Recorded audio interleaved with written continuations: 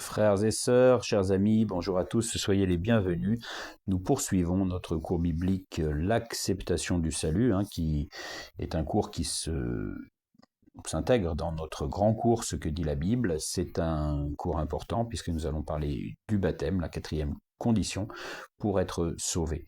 Nous avons vu dans le cours précédent que pour être sauvé, il fallait naturellement avoir la foi, se repentir de ses péchés, donc y renoncer, et confesser cette foi, en tout cas assumer cette foi. Il y a une quatrième condition, c'est le baptême. Le baptême est l'acte d'obéissance qui va manifester cette foi. Et ça n'est pas un symbole, c'est une condition. Et nous allons le voir et l'étudier, non pas selon nos propres pensées, mais comme d'habitude, Bible en main.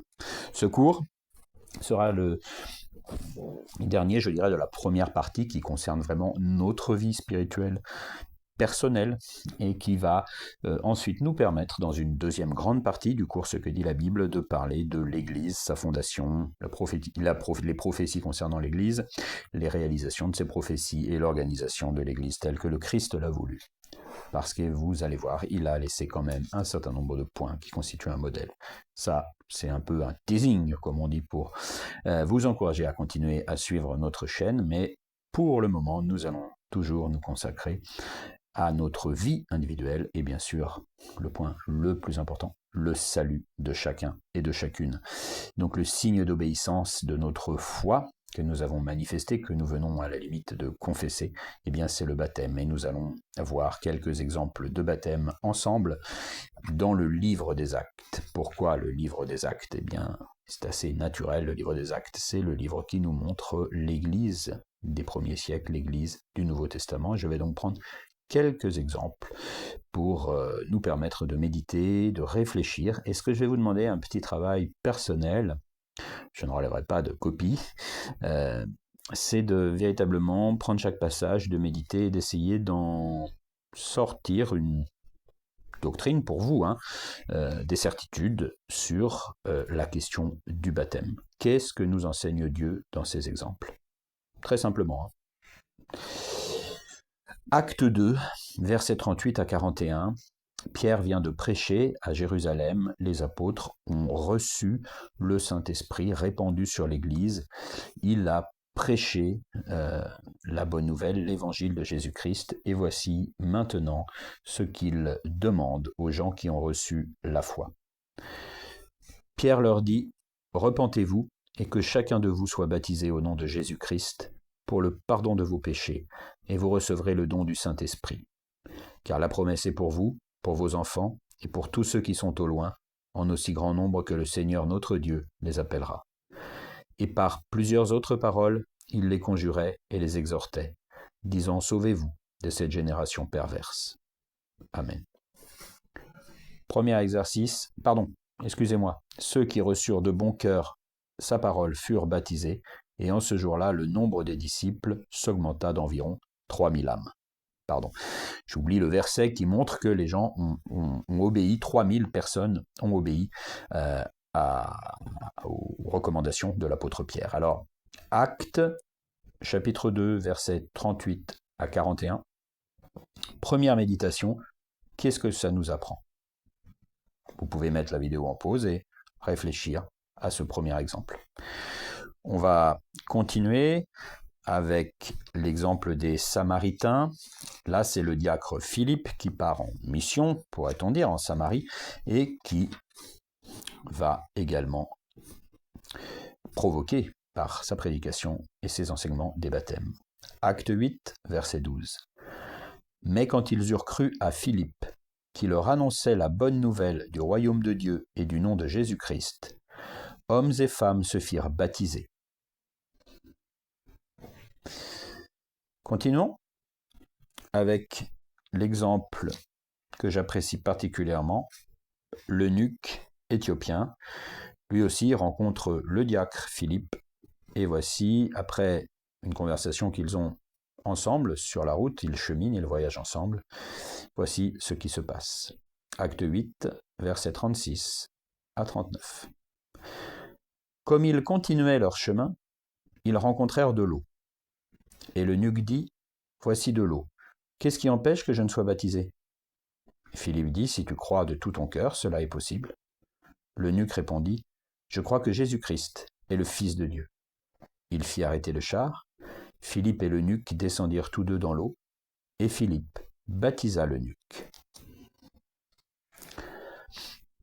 Encore une fois, petite pause, méditons cet exemple, acte 8, versets 36 à 39. Poursuivons dans le livre des Actes, avec l'exemple du baptême de Corneille. Cette fois-ci, c'est Pierre qui vient dans la maison de Corneille, qui prêche encore une fois l'évangile. Alors c'est précédé de plusieurs événements, notamment un songe de Pierre. Je vous invite évidemment à lire l'intégralité notamment du chapitre 10 du livre des Actes, mais on va s'arrêter sur le verset 48, Actes 10, 48.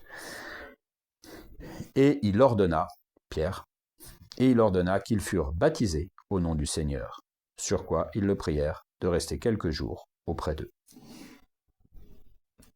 Pareil, on peut méditer, mais pour cette méditation, ce serait bien d'avoir lu tout le chapitre 10.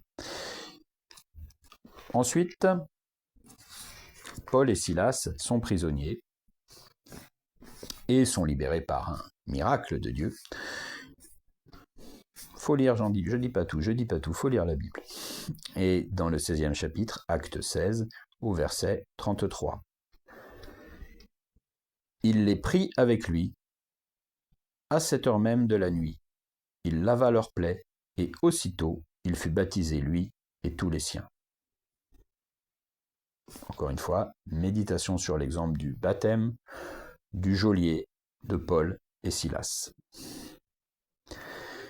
Et puis le témoignage de Paul lui-même qui raconte sa conversion au chapitre 22, acte 22. Et c'est au verset 16 que le disciple du Christ, Ananias, qui le reçoit juste après sa conversion, va lui dire, c'est Ananias qui parle à Paul, acte 22, verset 16, « Et maintenant, que tardes-tu ? Lève-toi, sois baptisé et lavé de tes péchés, en invoquant le nom du Seigneur. » Amen. Là encore, on peut faire une pause, méditer un petit peu, prendre quelques notes. Qu'est-ce que ça nous enseigne sur le baptême ? Eh bien, le premier enseignement, je crois, clair, net et précis de tous ces exemples qui sont multiples. Les uns concernent Pierre, les autres Paul, les autres le diacre Philippe. Donc ce ne sont pas uniquement des apôtres qui ont prêché.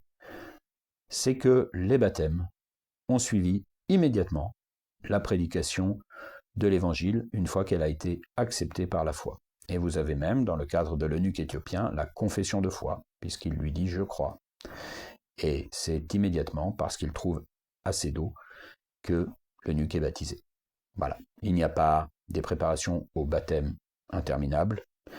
Il y a la foi, la confession de cette foi, et puis on l'a vu, il y a aussi le repentir, naturellement, de nos péchés. Je crois que c'est assez simple. Et effectivement, qu'est-ce qui se passe et pourquoi on se baptise ? Qu'est-ce que la Bible peut nous enseigner sur ce que provoque le baptême et à la fois les raisons pour lesquelles on se fait baptiser ? C'est un peu lié. Eh bien d'abord, c'est pour recevoir le pardon de nos péchés. On s'est repenti de nos péchés, on les a infiniment regrettés, on a décidé de ne plus vivre dans nos péchés. Oui, mais est-ce que Dieu nous les a pardonnés ? Eh bien, il nous les pardonne, par le baptême, tout simplement. Et c'est très clair dans la prédication de Pierre. Je reviens à Acte 2, 38, mais si vous l'avez médité, je suis sûr que vous l'avez noté. Pierre leur dit « Repentez-vous, et que chacun de vous soit baptisé au nom de Jésus-Christ, pour le pardon de vos péchés. » Que chacun de vous soit baptisé pour le pardon de vos péchés. Et tout aussi clair, les instructions du simple chrétien Ananias, là, on ne précise pas quel était le ministère d'Ananias, c'est un disciple, c'est un frère. 22-16. Et maintenant, dit-il à l'apôtre Paul, enfin celui qui deviendra l'apôtre Paul, et maintenant, Que tardes-tu, lève-toi, sois baptisé, et lavé de tes péchés, en invoquant le nom du Seigneur. Le baptême, le pardon des péchés, laver des péchés, c'est le même sens, laver des péchés, et baptiser, laver, purifier de nos péchés. C'est clair, c'est très clair. Il n'y a pas besoin d'ouvrir de grands livres de théologie pour le concevoir et pour le comprendre. Alors, certes, nous sommes pardonnés de nos péchés, mais ça va au-delà. Le baptême va aussi, nous permettre de ne plus être sous la conséquence du péché, c'est-à-dire la mort spirituelle avec Dieu. Rappelez-vous l'exemple d'Adam, le péché d'Adam et Ève. Ils vivaient dans la présence de Dieu. Ils sont chassés du jardin d'Éden par le péché, par le fait qu'ils aient péché, par le fait qu'ils aient désobéi à Dieu. On les voit bien, on voit bien la coupure entre Dieu et les hommes. Et en Marc 16, les paroles sont très claires également, et ce sont les paroles du Christ. Celui qui croira et qui sera baptisé sera sauvé, mais celui qui ne croira pas sera condamné. Marc 16, facile à retenir, Marc 16. Celui qui croira et qui sera baptisé sera sauvé. Il croit, il est baptisé, deux conditions. Dans le croit, on l'a vu dans d'autres vidéos, il y a aussi chez les autres évangélistes le repentir, la confession de foi qui est mentionnée. Mais ici, on va directement au lien entre la foi, ce qui s'est passé intérieurement en nous, et maintenant la démonstration publique par le baptême. Qui croira et qui sera baptisé sera sauvé. Tout est au futur. Tu crois, tu es baptisé, tu es sauvé. Et à l'inverse, celui qui ne croira pas sera condamné. Alors ceux qui utilisent ce verset pour dire on n'a pas besoin d'être baptisé, puisque c'est uniquement marqué celui qui ne croira pas sera condamné, ils oublient simplement les mots précédents, celui qui croira et qui sera baptisé. Par contre, ce que ce verset veut dire, qui met les deux choses en relation, celui qui est baptisé sans croire n'est pas sauvé. On est sauvé par la grâce de Dieu et par la foi. Mais ça se réalise dans le baptême. C'est ce que la Bible nous enseigne absolument clairement. Et cette eau du baptême, elle est un petit peu plus développée, un petit peu plus expliquée par l'apôtre Pierre dans sa première lettre. La première lettre de l'apôtre Pierre, on va à 1 Pierre 3, versets 20-21. La première lettre de l'apôtre Pierre, voilà ce qu'elle nous enseigne. On s'accroche un petit peu.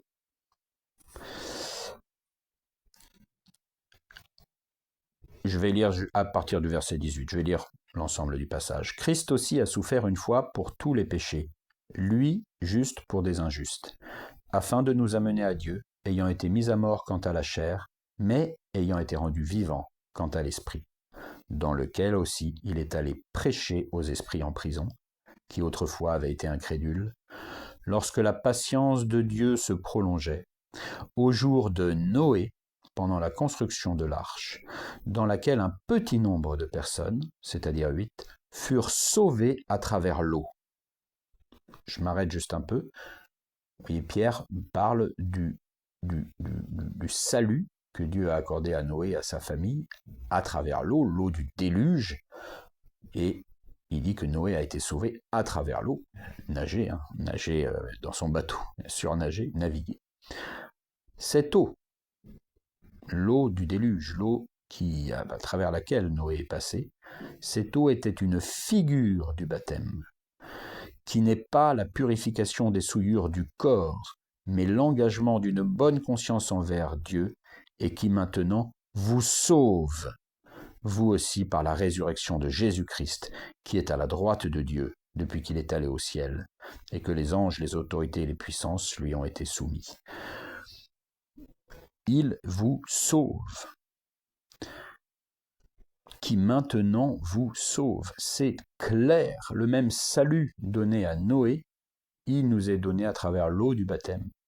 Il y a une relation parfaitement claire dans le texte et dans la lettre de Pierre. Et donc, ce baptême,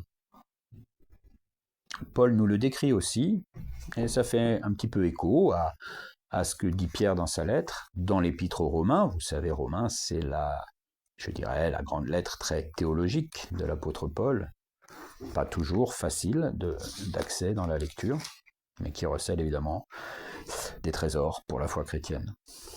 Romains au chapitre 6 et au verset 3 à 4.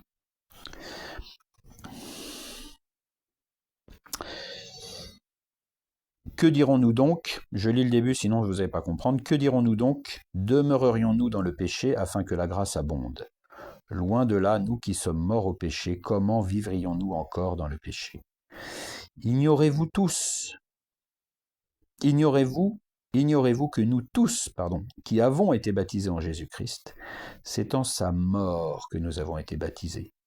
Nous avons donc été ensevelis avec lui par le baptême en sa mort, afin que comme Christ est ressuscité des morts par la gloire du Père, de même aussi nous marchions en nouveauté de vie.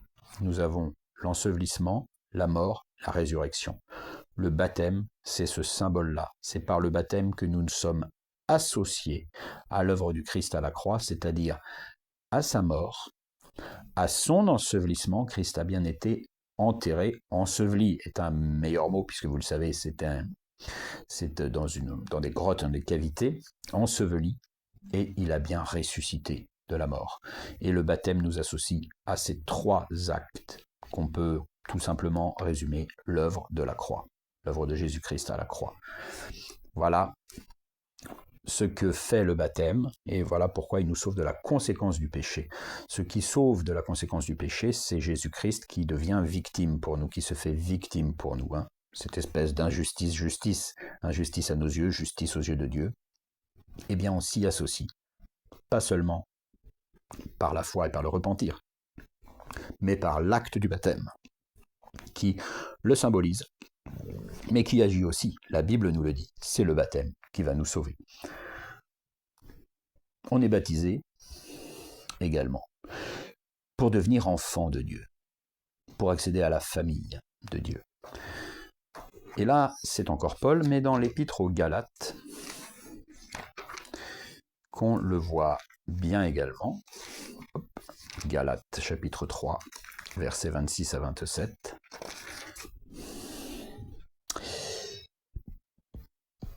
Car vous êtes tous fils de Dieu par la foi en Jésus-Christ. Vous êtes tous fils de Dieu par la foi en Jésus-Christ. Vous tous, qui avez été baptisés en Christ, vous avez revêtu Christ. On est fils de Dieu par la foi en Jésus-Christ, virgule, vous tous qui avez été baptisés en Christ. Et on voit très bien que pour Paul, et il enseigne aux Galates, qui vient d'évangéliser, qui vient de convertir pour certains, il le rappelle bien, par la foi en Jésus-Christ, vous tous qui avez été baptisés. Il y a les deux conditions. Il n'y a pas beaucoup d'interprétations possibles.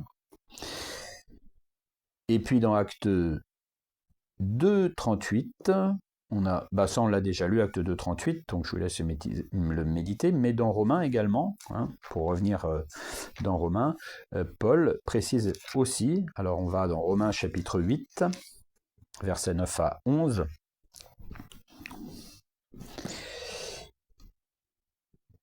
pour vous, vous ne vivez pas selon la chair, mais selon l'esprit, si du moins l'Esprit de Dieu habite en vous. Si quelqu'un n'a pas l'Esprit de Christ, il ne lui appartient pas. Et si Christ est en vous, le corps, il est vrai, est mort à cause du péché, mais l'Esprit est vie à cause de la justice. Et si l'Esprit de celui qui a ressuscité Jésus d'entre les morts habite en vous, celui qui a ressuscité Christ d'entre les morts rendra aussi la vie à vos corps mortels par son Esprit qui habite en vous. L'Esprit qui habite en vous, qui fait de nous aussi des enfants de Dieu. Et cet Esprit, Pierre justement, dans le livre des Actes, précise très bien qu'on le reçoit avec le baptême. Acte 2, 38. Pierre leur dit, repentez-vous et que chacun de vous soit baptisé au nom de Jésus-Christ pour le pardon de vos péchés, et vous recevrez le don du Saint-Esprit. Voilà l'Esprit qui va unir la famille de Dieu. Les passages dans Romains, je sais, sont un peu difficiles. Vous prendrez le temps bien de les lire, Romains 8, 9 à 11. Celui qui a l'Esprit de Christ, qui lui appartient, qui appartient à la famille de Christ, à la famille de Dieu. Et puis également, je vous demande pardon de cette interruption, j'ai eu un problème de stockage. Et comme ça fait 2 fois que ça m'arrive, je vais vous faire la vidéo en 2 temps. J'espère que je pourrai la fondre, mais en tout cas, je reprends exactement à l'endroit où je me suis arrêté. Nous sommes dans le cours L'acceptation du salut, partie 2, et nous traitons du baptême, et nous voyons une autre des conséquences de notre baptême, c'est de nous permettre de commencer une nouvelle vie, et ça, nous le voyons dans Romains 6, 1, 7. Lisons ensemble l'Épître aux Romains, la lettre de Paul aux Romains, chapitre 6, au verset 1 à 7. Là, je l'ai lu en grande partie, donc je ne vais pas le refaire, et je vais... je vous le relis intégralement, puisqu'il y a eu la coupure. Que dirons-nous donc? Demeurerions-nous dans le péché afin que la grâce abonde? Loin de là. Nous qui sommes morts au péché, comment vivrions-nous encore dans le péché? Ignorez-vous tous que nous tous, nous qui avons été baptisés en Jésus-Christ, c'est en sa mort que nous avons été baptisés. Nous avons donc été ensevelis avec lui par le baptême en sa mort, afin que comme Christ est ressuscité des morts par la gloire du Père, de même nous aussi nous marchions en nouveauté de vie. Le baptême, nouveauté de vie.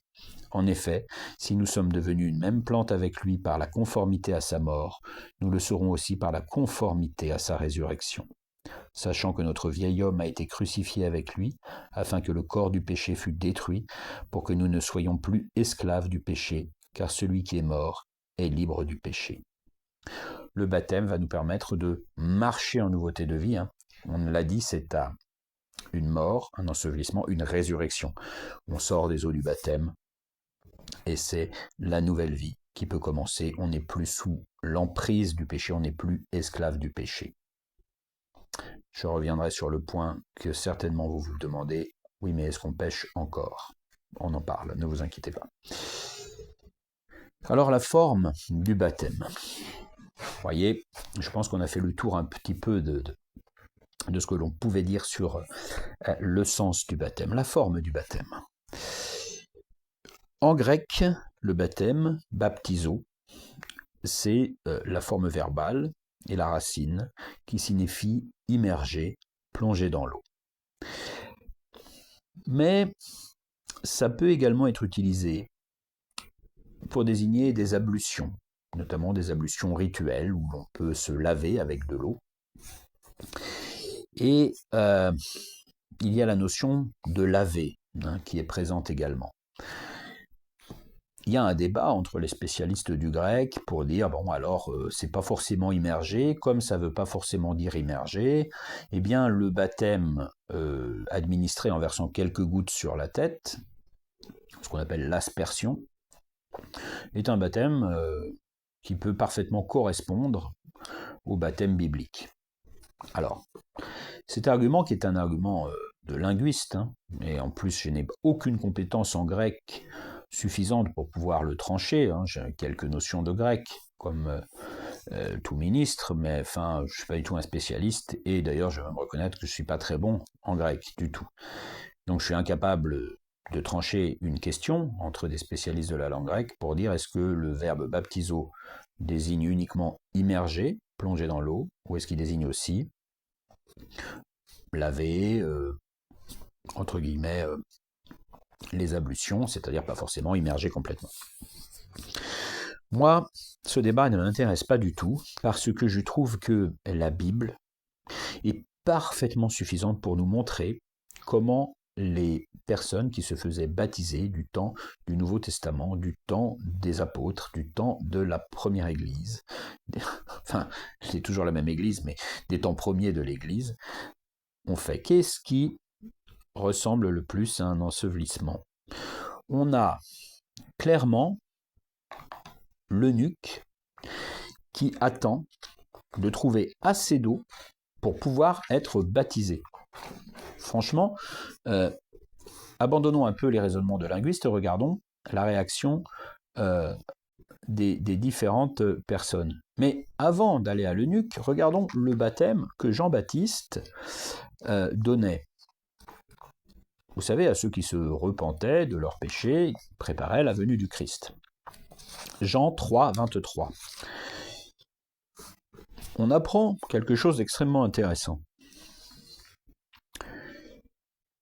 Jean aussi baptisait à Hénon, près de Salim, parce qu'il y avait là beaucoup d'eau, et on y venait pour être baptisé.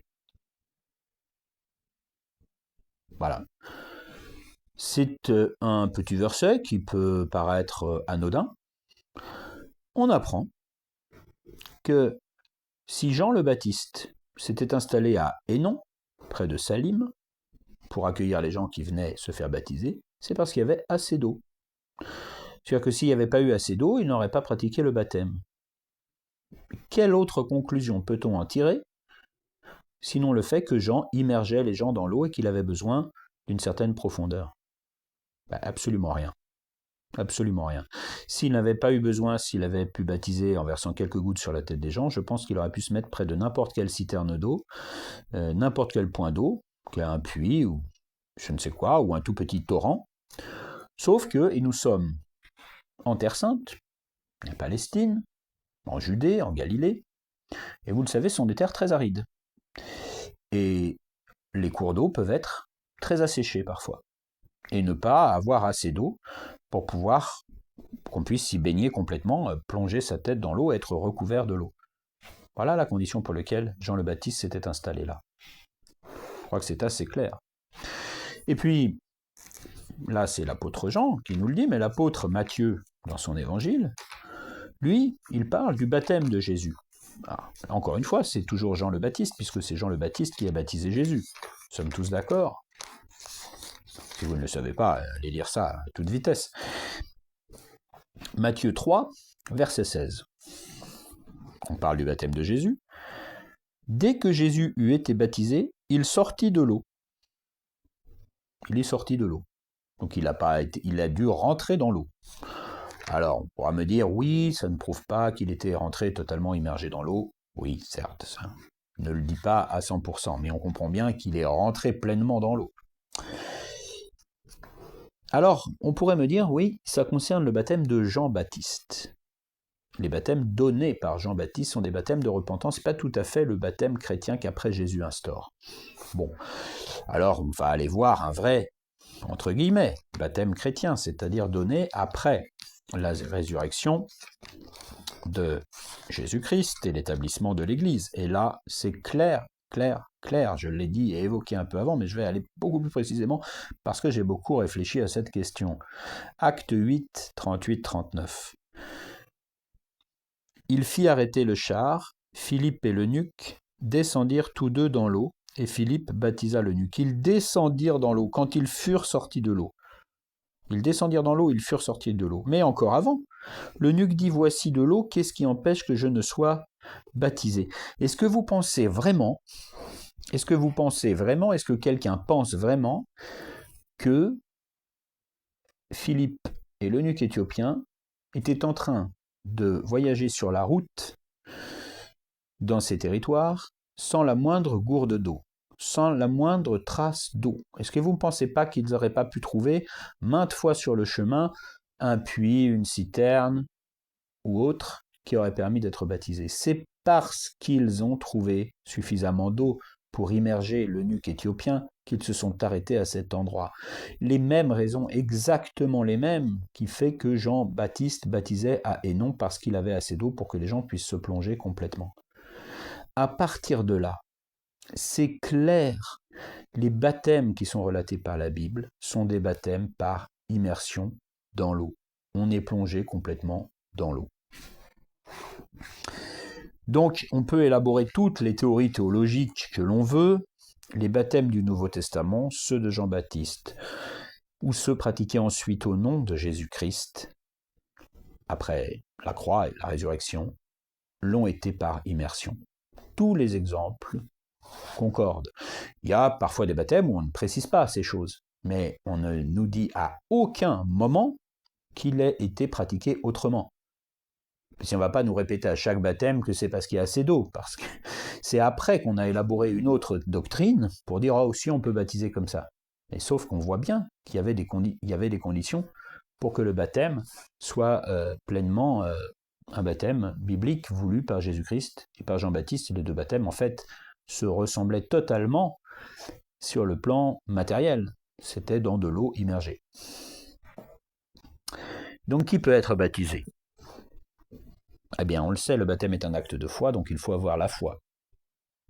On le sait, il faut se repentir, renier le péché. Et il faut aussi que ce soit un acte volontaire. Et notons dans la Bible la question du péché et des enfants. Notons quelques versets. Matthieu nous éclaire pas mal sur ce point. Lisons-les ensemble. Matthieu 18, verset 3. Je vous le dis en vérité, si vous ne vous convertissez pas, et si vous ne devenez pas comme les petits-enfants, vous n'entrerez pas dans le royaume des cieux. C'est pourquoi quiconque se rendra humble comme ce petit enfant sera le plus grand dans le royaume des cieux. Jésus, qui appelle un petit enfant, le place au milieu de ses disciples et leur dit, il faut que vous vous convertissiez pour être comme ce petit enfant, pour entrer dans le royaume des cieux.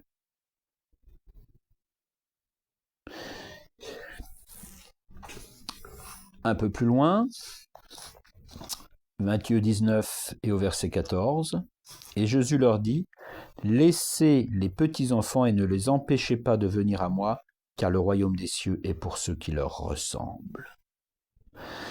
C'est-à-dire qu'on peut ressembler à nouveau à des petits enfants en nous convertissant.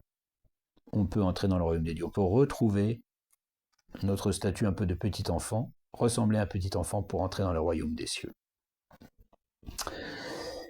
On ne dit pas noir sur blanc que les enfants n'ont pas de péché qui les empêche d'entrer dans le royaume des cieux, mais c'est presque implicite. Ces deux exemples nous poussent à penser que le péché n'est pas transmis, comme on a voulu le dire, par le péché d'Adam. Le péché est en chaque homme va pécher, mais ça ne veut pas dire qu'à la naissance on est un pécheur. Le péché est un acte volontaire, c'est quand on va commencer à véritablement le pratiquer qu'on est un pécheur et qu'on a besoin de se repentir de notre propre péché, car les petits-enfants peuvent entrer dans le royaume des cieux.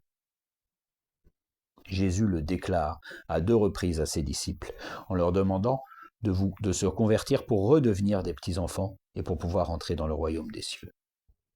Ça relativise beaucoup, je pense, un certain nombre d'histoires autour des enfants qui, s'ils ne sont pas baptisés, ne pourront pas entrer dans le royaume des cieux, ne seraient pas sauvés, n'iraient pas au paradis, diraient certains. Réfléchissons à cela. On n'en fait pas forcément une doctrine absolue, mais nous avons les paroles du Christ quand même, qui nous montrent qu'on se baptise par un acte volontaire, qu'il nous faut la foi. Quel petit enfant, quel bébé peut manifester sa foi, quel bébé peut confesser sa foi, quel bébé peut se repentir de ses péchés. Et en plus de cela, pour étayer ses dires, pour essayer nos dires, nous avons Jésus qui assimile ceux qui seront sauvés, qui entreront dans le royaume des cieux, qui seront convertis, à des petits-enfants. Eh bien, je trouve que ça fait beaucoup de versets et de données pour clairement enseigner le fait que les enfants n'ont pas besoin d'être baptisés bébés, et que ce baptême ne peut pas les sauver parce qu'il n'est pas accompagné de la foi, du repentir et de la confession de leur foi.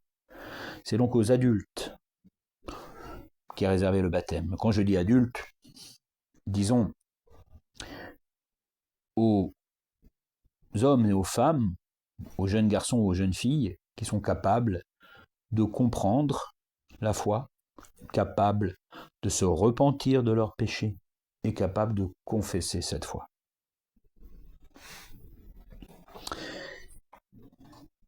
Alors, après le baptême, que se passe-t-il ? Eh bien, immédiatement, le croyant baptisé est ajouté à l'Église. On peut aller dans le livre des Actes. Toujours le même exemple, on tourne autour des mêmes exemples de baptême biblique. À la fin du chapitre 2, vous savez, on a parlé de ce baptême, des 3000 âmes qui ont reçu le Saint-Esprit, qui ont été baptisés pour le pardon de leurs péchés, c'est les propos de Pierre. Et nous terminons notre passage en disant « Et le Seigneur ajoutait chaque jour à l'Église ceux qui étaient sauvés. » Tous ceux qui ont été sauvés juste après leur baptême étaient ajoutés à l'Église. Encore 1 Corinthiens 12, 13, passage un peu plus théologique, c'est l'apôtre Paul, première lettre aux Corinthiens, chapitre 12 et verset 13. Hop. Ah, non, je suis au chapitre 11, ça ne va pas. Oui, je me disais, ce verset n'a rien à voir. Alors, 1 Corinthiens 12, verset 13, nous avons tous, en effet, été baptisés dans un seul esprit pour former un seul corps, soit juif, soit grec, soit esclave, soit libre, et nous avons tous été abreuvés d'un seul esprit. Baptisés dans un seul esprit, on forme un seul corps. Ça, c'est l'analogie de l'Église, le corps du Christ. Donc c'est par le baptême, on est ajouté à l'Église. Après le baptême, on l'a vu, on ressuscite à une nouvelle vie, on va prendre de nouvelles habitudes, on va s'engager différemment, ça nous l'avons lu dans Romains 6. Donc on est ajouté à l'Église, on marche en nouveauté de vie, ça c'est l'aspect résurrection du baptême. Et nous allons parler du péché. Alors oui, dire qu'on n'est plus esclave du péché, ça ne signifie pas qu'on ne va plus pécher. Je commets des péchés tous les jours, en pensée, en acte, en parole, de tous les moyens que vous pouvez imaginer. Je ne vais pas vous les confesser sur YouTube, mais je suis pécheur, vous l'êtes aussi. Et bien qu'étant un disciple de Jésus-Christ, baptisé, je marche en nouveauté de vie, mais oui, parfois je pêche. Mais la grande différence, c'est que je combats ce péché, je ne l'accepte pas. Je marche dans une nouveauté de vie qui refuse d'être l'esclave du péché. Le péché ne domine pas ma vie. Il m'arrive de pécher, il m'arrive de céder, bien sûr, il m'arrive de chuter, mais le péché ne guide pas ma vie. Je ne suis pas aveugle face au péché, je le vois. Je sais que je suis pécheur, je sais ce que j'ai fait, et je sais, et j'ai la joie de le faire, qu'il me faut partager ce péché avec Dieu, le confesser, lui demander pardon, et repartir. Et ça, c'est le combat quotidien. Et c'est pour ça que dans la prière que Jésus nous a laissée, il y a « pardonne-nous nos offenses ». Eh oui, pardonne-nous nos offenses, pardonne-nous nos péchés, pardonne-nous nos faiblesses. Appelez-les comme vous voulez. Et Jean 2, 1, 2, alors là je crois que c'est plutôt la première lettre, je me suis peut-être trompé dans mes références, nous le dit, je vous le mettrai en note si je me suis trompé de verset. Oui, ça doit être la première lettre de Jean. J'ai oublié de mettre 1 Jean. Ah, je reviendrai sur ce verset parce que je ne vais pas arrêter ma vidéo. Je vous la redonne après. Oui, attendez, vous savez quoi? On est ensemble, hein. Je vais la chercher. Parce que je crois que je me suis trompé dans mes notes. Voilà, excusez-moi, oui, c'est 1 Jean. Voilà. En fait, j'avais noté Jean, et je me dis non, c'est bizarre que Jean parle de ça dans son 2e chapitre de l'Évangile. Oui, c'est dans sa première lettre de Jean.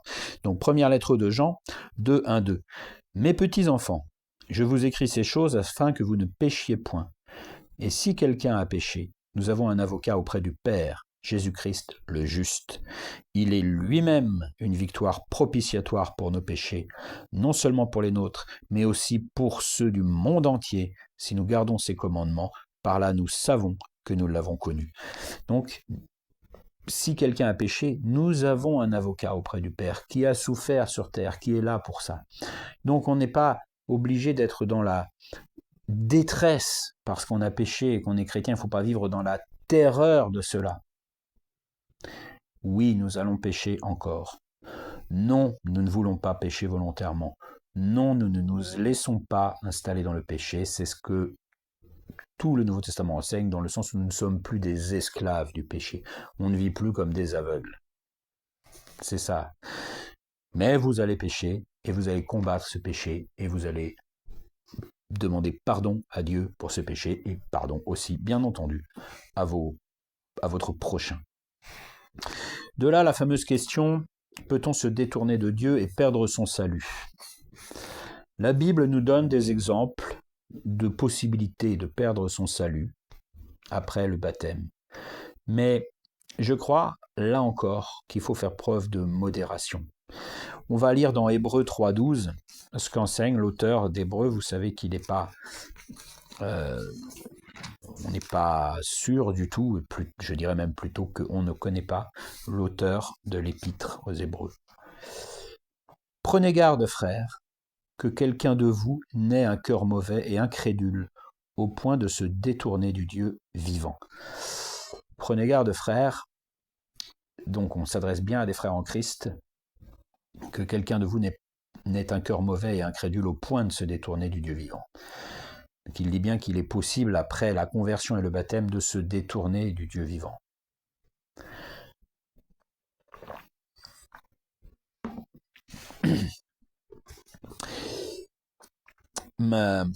Hébreux en parle encore un peu plus loin, au chapitre 6.